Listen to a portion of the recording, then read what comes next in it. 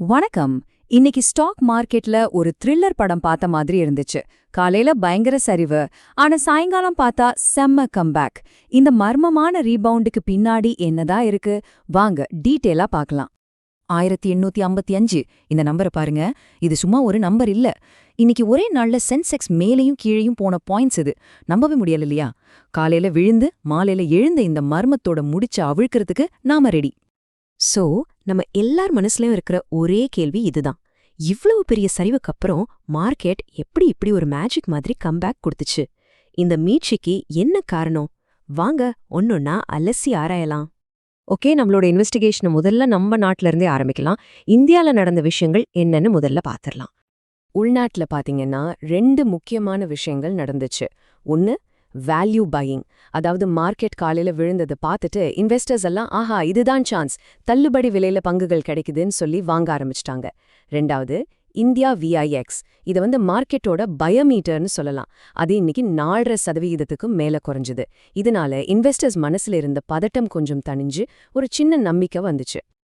இன்னும் சிம்பிளா சொல்லணும்னா இந்த வேல்யூ பையிங்கிறது நம்ம தீபாவளிக்கு தள்ளுபடி சேல்ல ஷாப்பிங் போற மாதிரி தான். ஒரு சூப்பரான பொருளோட விலை திடீர்னு குறையும் போது இது நல்ல டீல்னு நம்ம வாங்குவோம் இல்லையா? அதே மாதிரி தான் நல்ல கம்பெனியோட பங்குகள் விலை குறையும் போது இன்வெஸ்டர்ஸ் அதை வாங்குவாங்க. சரி, இப்போ நம்ம தேடல கொஞ்சம் பெருசாக்கி உலக அளவுல என்ன நடந்துச்சுன்னு ஒரு பார்வை பார்க்கலாம். அங்க இருந்து ஏதாவது க்ளூ கிடைக்குதான்னு பாப்போம். குளோபல் சைட்ல இருந்தும் சில நல்ல நியூஸ் வந்துச்சு. குறிப்பா எண்ணெய் சப்ளை பத்தின முதலீட்டாளர்களோட பயத்தை போக்குற மாதிரி. பாருங்க, போன வாரம் நம்ம இந்திய கப்பல்கள் ஹார்முஸ் ஜலசந்திய சேஃபா கிராஸ் பண்ணுச்சு.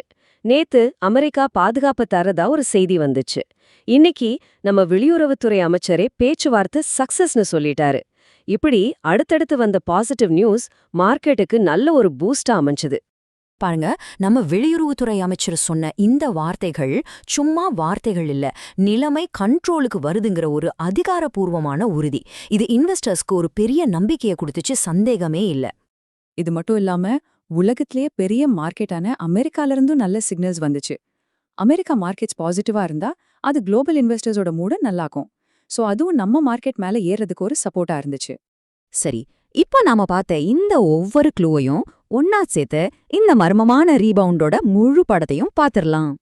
இப்ப பாருங்க, கதை இங்கதான் இன்னும் இன்ட்ரெஸ்டிங்கா மாறுது. மார்க்கெட் ஓவராலா மேல போனாலும் எல்லா செக்டாரும் லாபம் பார்க்கல. ஆட்டோ எஃப்எம்சிஜி எல்லாம் நல்லா பெர்ஃபார்ம் பண்ணுச்சு. ஆனா pharma, reality, oil and gas sectors எல்லாம் இறங்குச்சு. இதுலேருந்து என்ன தெரியுது? இன்வெஸ்டர்ஸ் கண்ணை மூடிட்டு எல்லாத்துலயும் காசு போடல, ரொம்ப செலக்டிவா யோசிச்சு இன்வெஸ்ட் பண்ணிருக்காங்க. அப்போ இன்னைக்கு நடந்ததோட மொத்த கதையும் ஒரு 4 ஸ்டெப்ல சுருக்கமா சொல்லலாம்.